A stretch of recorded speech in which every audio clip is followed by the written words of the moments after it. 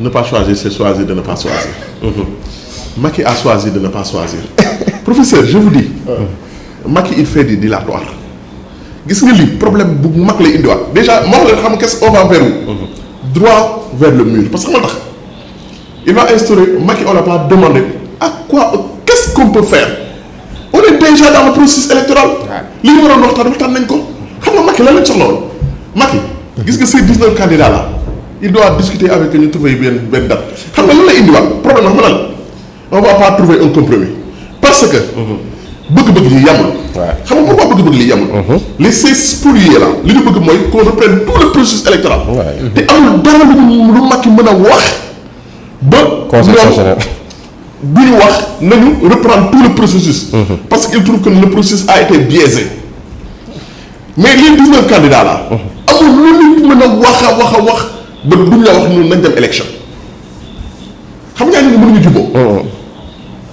c'est un dialogue de sourds entre le spolié et candidat déjà passé à comment dire déjà validé.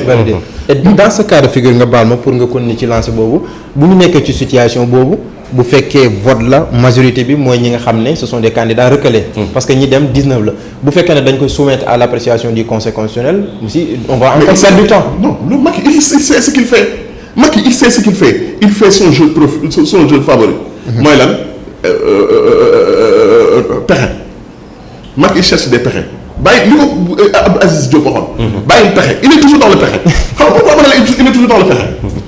déjà xam nga ñaar ñi mënuñu jubóo jusqu'à l'extinction du soleil les spoliés ak les candidats déjà validés mënuñu jubóo. parce que spoliés yi benn mot la ñu wax la majeure partie des spoliés. lan la ñu wax ñu demee rek ñu reprendre processus. ñu reprendre tout le processus électoral. te reprendre tout le processus électoral suñu waxantee dëgg mooy lan mënuñu voter ci hivernage. on va vers le mois de novembre ou décembre. te Macky xam nga la article 36 bi muy wax. sur l'article 36 xam nga tey jii le professeur comment il s'appelle encore. Thierry Deux.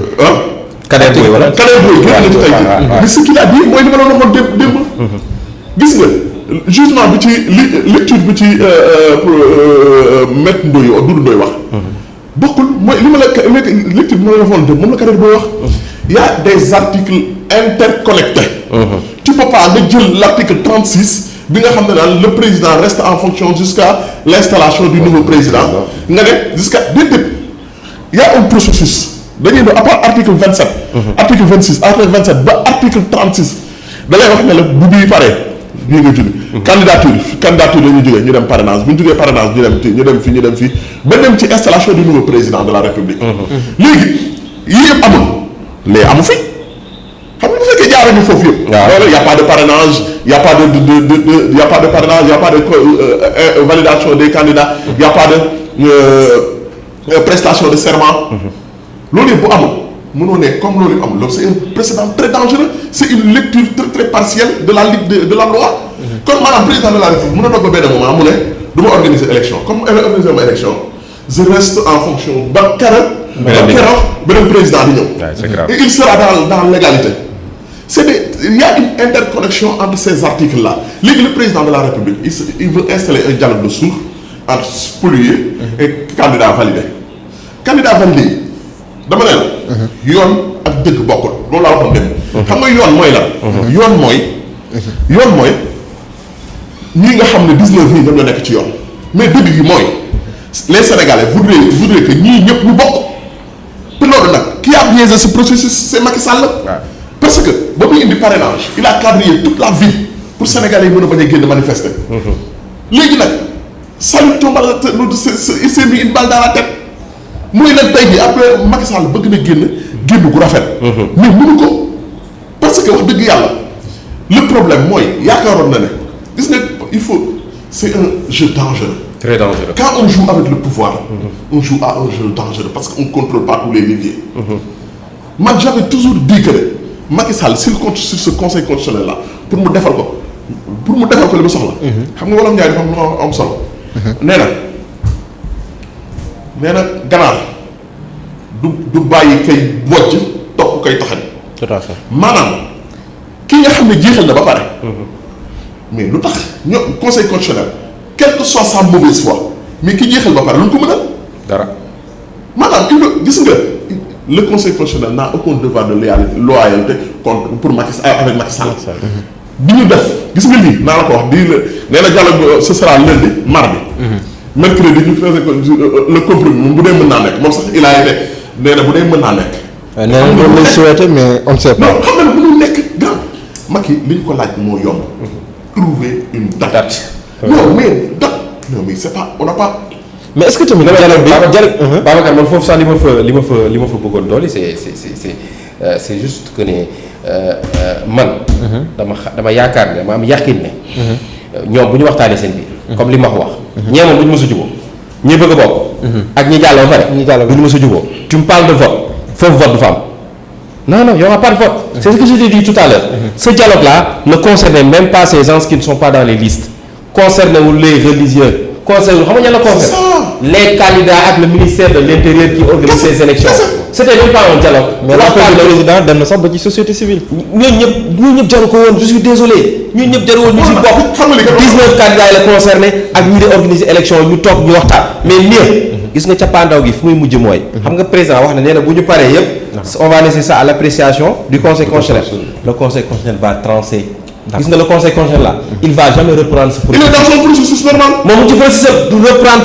Macky Sall li mu def Macky Sall ci seen yoon lañ nekk on ne peut pas reprendre ce processus là mais pour faire plaisir à qui. d'accord Seydou man ñëwaat ci mais Maxu dialogue bi est-ce que mënul nekk une occasion peut-être bu fekkee ne dem nañ ba gis ne fii léegi mandat président di jeex dans 40 jours li ci des du dara lu dul 40 jours fii léegi 2 avril est-ce que dialogue bi mënul nekk une occasion pour peut-être ñu wàññi la durée de la campagne électorale pour mën a fexe. élection ak deuxième tour xaj fi. pour dire vrai Macky Sall il a perdu une semaine depuis la décision du conseil constitutionnel. Tout à fait. Il a perdu presque une semaine. Pourtant nag bi décision bi génnee. le lendemain ou bien sur le lendemain il devait appeler ces 19 là. mu ne leen le fait il est là j'organise l'élection présidentielle. 20 parce que bu boobaa bi ñu pertaat. je pense que c'est exactement une semaine. te xam nga je voudrais que ñu def benn lecture ci loolu ci li mu def. waaw dama ne. situation bi qui l'a créé. Il y a la crise au Sénégal n'existe que dans la tête de Macky Sall. non sans taxal il y a pas de crise mais tout fonctionne. te am Macky moo tax parce que yàgg mu ne day créer benn crise boo xam ne kii benn crise imaginaire. nee na assemblée il y a une crise des institutions entre l'Assemblée nationale et le Conseil constitutionnel mais mosul am dama ne la. l'élection présidentielle c'est quelque chose de très sérieux dans l'histoire d'une nation. dans l'histoire d'une république. mënoo même pas un début de preuve amoo ko. nga ne da ngay reporter da ngay abroger décret bi parce que mais Macky Sall nii ñu taxaw Ousmane Sonko 2019 accusé wul le conseil constitutionnel de corruption. est-ce que tax na Macky Sall arrêté processus bi. 2012 Macky Sall bi accusé le conseil constitutionnel de corruption est-ce que dafa tax Macky Sall arrêté processus bi. non. En 2012 man je m'en souviens 2010 j'étais très jeune mais je m'en souviens très bien. xel li. benn émission bu daan am Sud FM boo xamante ni je pense ñi kii moo ko doon def xel Abdou Diouf ci kii bi nu mu tuddati Abdoulaye Wade taxaw na accuser les juges accuser Abdoulaye Wade Abdou Diouf. est-ce que on a n'a serait-ce qu'une seule fois. arrêté le processus électoral. on l'a jamais arrêté processus Macky Sall moo ko yàq. moo fi indi parrainage xool ne kii day bokk kii dul bokk mais dama ne la quand on joue avec le pouvoir on joue un jeu qu'on ne maîtrise pas. mënoo ko maîtriser à 100%. léegi soo seetloo. su ma defoon ma xam naa ne kii man jeexit ci ma. il a refusé de parler de Amadou Ba. de son candidat. ça veut dire que c'est un problème personnel. quand le journaliste lui a posé la question à savoir est-ce que Amadou Ba il a dit que non je ne parle pas de politique. tout à fait. il ne veut pas parler de Amadou Ba mais Amadou Ba moom lañ accusé de corruption. moom xanaa nag wax. de corrupteur il y a tellement de il y a une montagne de paradoxes dans les propos de Macky Sall nee na moom il renouvelle sa confiance à Amadou Ba. mais xanaa wax dëgg yàlla c'est que kii Seydou Nourou mi sama xarit la mais bu professeur ñëwee ne ma indil ma ay vidéo yu Seydou Nourou jël di def corruption. lu mu nekk sama xarit confiance bi ma amoon ci moom kat dina wàññeeku. wala indiwulu ma dara. bu mu professeur indiwul dara. mën naa confiance bi du dañ moom nee na. am na moom nee na si joxuñu ko dara c'est des soupçons de corruption. Soupçons. Des accusations qui n'ont pas. Il n'y a même pas un début de preuve. non Maxo man ce que j'ai dit là-bas c'est très simple. Rapidement nee na comment on peut renouveler sa confiance à un premier ministre qui a été accusé de corrupteur. Parce que quand on parle de corruption il y a un corrupteur. C'est vrai. Et c'est Amadou Ba qui est accusé de corrupteur. ki tax nga randal suñu ay élection manifestation am bàyyi ñi dee ci. nga ne ko je te renouvelle ma confiance. C'est un paradoxe. c'est grave d'accord alors maa ngi ñëwaat léegi ci yow Seydou mais professeur sànq ma mun koy soulever muy question boo xam ne laaj nañu ko président mais indiwul une réponse très claire muy bu mandaam jeexee le 2 avril fi lekk ñuy amaat beneen président lan moo nar a nekk taxawaayam mu ne nañ ko bàyyi dialogue bi peut-être ak le conseil constitutionnel mais su fekkee ne élection amul parce que li article bu wax mooy le président va rester en fonction jusqu'à l'installation de son successeur. Son successeur mooy le nouveau président élu ci élection yi nga xam ne am na au moins 30 jours avant la fin de son mandat. mais bu fekkee élection amul successeur donc il n'y a pas un nouveau président à installer. kon bu ñu yeggee le 2 avril mu nekk benn exactement mooy l'article 36 là je crois. 36-2 voilà. C'est l'article là donc cet article là est constitutionnel. Donc c'est pour ça que je me dis effectivement à un moment donné je crois à ce président qui a été serein en wolof s'il vous plaît. waaw président bi gis tey muy wax ci olof ak li nga xamante ne wax na ko ci tubaab yi dégg ko lépp dañu gis loo xamante ne ku dal ku bëgg jàmm mais ci ginnaaw jàmm boobu dal boobu li nga xamante ne mooy angle de communication bi mu jël lu ñu war a jàggat ci biir la ci yenn kii bien sûr parce que sur beaucoup de fànn ay libération Ousmane Sonko ak Diomaye Faye il n'a pas été clair et effectivement ci li nga xamante ne wax na ko mu leer nee na le 2 mandatam jeex na. mais waxu day dem ça fait seen wax na ko. mandatam jeex na mais liggéeyam parce que entre mandatam li nga xamante ne moom la ko. Sénégalais yi jox. Sénégalais yi ba le 2.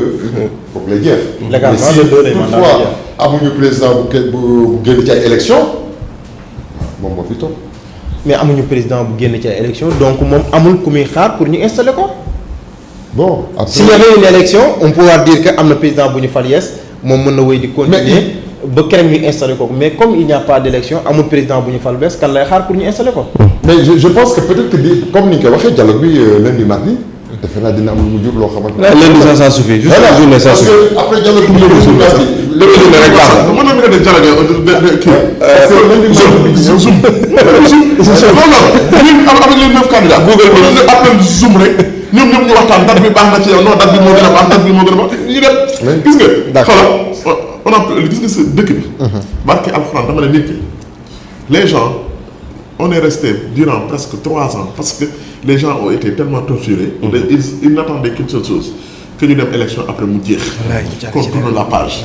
ce pays mérite mieux que ça. wallaay.